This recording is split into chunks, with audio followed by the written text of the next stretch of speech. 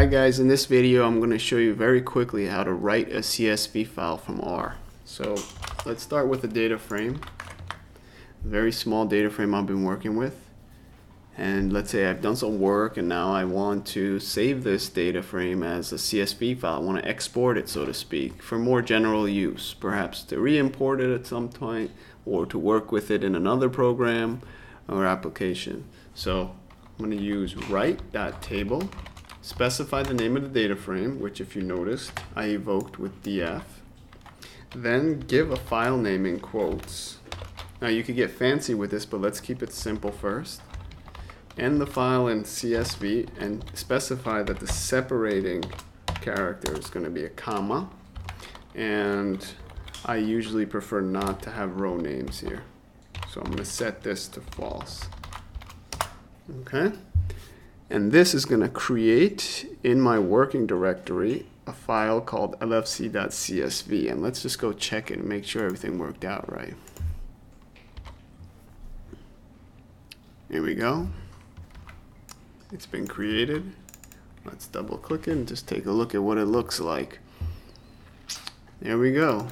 We got the same data frame we were just looking at in R in the CSV format, which I have to default set to open in Excel, but don't be confused. This is a text file.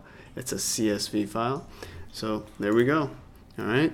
Now, if you want to get a little more fancy, with your naming structure, perhaps you're running some kind of loops and you need a name that's more dynamic, you can play around with the file name with paste. So let's say we wanted let's say we had a feature called the year. Let's say we had multiple years. So let's just set that to 2017. I can use paste here and say year, paste the year with lfc.csv,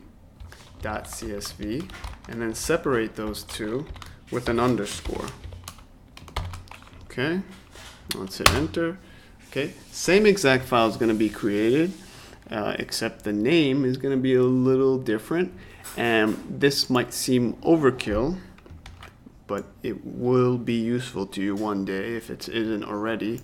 When you're running some kind of script that creates multiple or exports multiple files, and you need each of them to have a slightly different name, and basically the name depends on some other vector. Like for me, it was this vector, which was just length 1, year.